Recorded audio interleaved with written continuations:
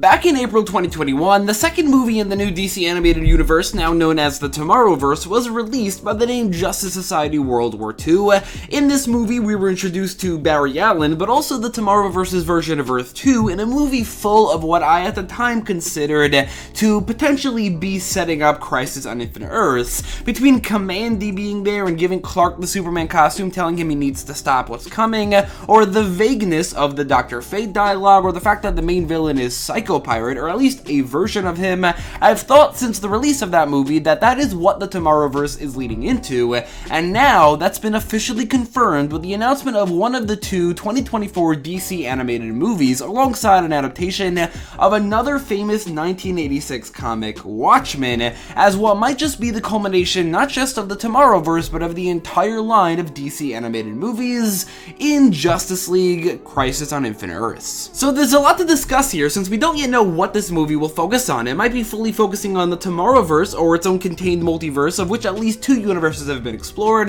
possibly more, or it may be a huge crossover between every DC animated movie universe, of which there might potentially be dozens, which makes a lot of sense given its placement in the release schedule of the planned DC Comics media, and there are two ways to look at this. As a culmination of the Tomorrowverse, this is coming far too quickly, as just the ninth film in this shared universe, just 4 years into it, which the multiverse has not even been explored enough, as every movie takes place on Earth 1, with only one movie also taking place on Earth 2. This hasn't felt like an infinite multiverse yet, as only one other universe has been introduced, which is significantly less than the amount introduced before the comic, or even the Arrowverse crossover event. Additionally, I don't know that we've actually explored Earth 1 enough either, as we have never seen the Justice League fully together as a unit, with separate teams like Flash and Superman, Martian Manhunter and Superman, Martian Manhunter and Vixen, Green Arrow and Green Lantern, or the Trinity most recently, being seen together, but never the whole team as a whole. We haven't met the Teen Titans yet either, who were an important part of the Crisis in the comics, with Wally West especially being crucial if they are going for a more direct translation from the comics compared to the Arrowverse. If I was planning this particular finale to the universe, I would have added a Justice League movie that is actually a Justice League movie, not a Trinity movie, maybe a crossover with a more expanded JSA, or a Teen Titans movie on top of that, a movie focusing on Earth 4, and then maybe two shorts focusing on Earths S and X. Again, this is assuming they're going for a more comic accurate adaptation. However, even if they aren't, I definitely think we needed to have introduced at least one more universe, and at least have seen the Justice League together once, and then you could add the Teen Titans in there as well, and then maybe you'd be to the point where I think now would be a good time for Crisis on Infinite Earths.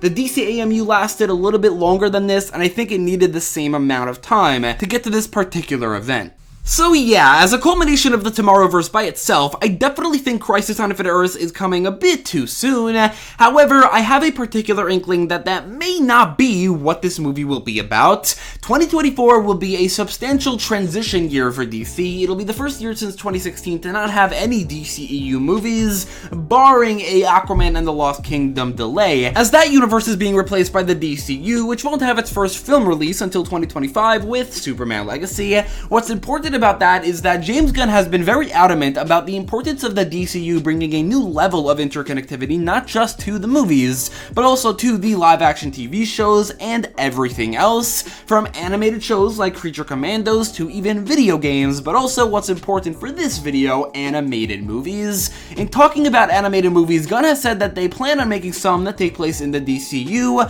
alongside some that aren't, which will place it in the Elseworlds category of DC media, which is everything that doesn't take place in the main universe, which is the DCU, which James Gunn said there will be a higher bar of entry for things like that, so it has to be really good for them to make something that won't be in the DCU, and I think what we can potentially glean from this is that 2024 will also be a bit of a transition year for DC animated movies, with most of them in 2025 and onwards taking place in the DCU. Because of this, it would make sense to bring the Tomorrowverse to an end, potentially much earlier than they would have wanted, to allow that universe to have a satisfying ending before the DCU begins, but at the same time, they might also take this particular multiversal event coinciding with a shift in the way they look at their animated movies as the culmination of something else entirely, of the entire DC animated original movie line that began in 2007 with all the different art styles, designs, and voice actors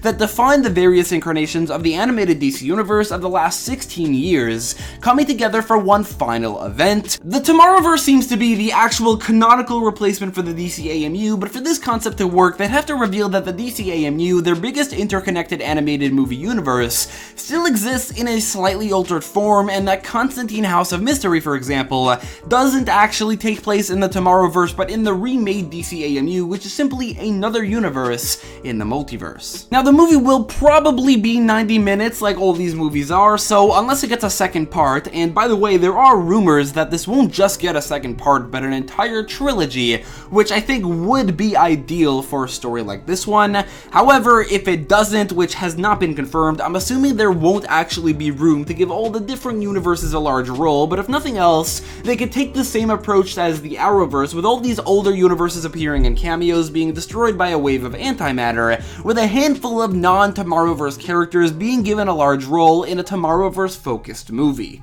On the flip side of that, if the rumor is true, and this won't just be a one-movie thing, but an entire trilogy of Crisis on Infinite Earths movies, then like I said, that would definitely be ideal, because 3 90-minute long movies is more than enough for this story, and for the scale of it, for the culmination of every DC animated movie universe up until this point, to give all those characters big roles, but also to further explore the Tomorrowverse at the same time, showcase the Justice League on screen together, and make things work. 3 movies for Crisis on Infinite Earths, that might just be fantastic, and definitely what they should do. I'm really hoping they aren't cramming it all into one movie, because I don't think that that's at all possible. Whichever way they go about it, I do think there is a lot to be excited about, but also an equal amount to be worried about. The Tomorrowverse movies have had a generally consistent, pretty good quality, but I wouldn't say any of them are fantastic, and 1 or 2 of them might just be bad. And like I said, Crisis on Infinite Earths is a very big concept, so I am worried if they are going to pull this off. However, on the flip side of that, I have really enjoyed the Crisis setup of the Tomorrowverse. I like the art style and the voice actors of these specific versions of some of these DC heroes, and just the characters in general, like specifically Superman, Batman, Flash, Green Arrow, Green Lantern, Supergirl, and maybe also Brainiac 5, and also some of the Earth 2 heroes. I like them quite a bit, and I don't think it's a coincidence that the Crisis' 2 biggest casualties, Barry Allen and Kara Zor-El, were main characters at one point and in one movie in this universe, so hopefully this will turn out well. Hopefully it will indeed be a 2-parter, maybe even a trilogy, because that would definitely be ideal. That would definitely end up being better, even if it is at the same level of quality as most of the Tomorrowverse.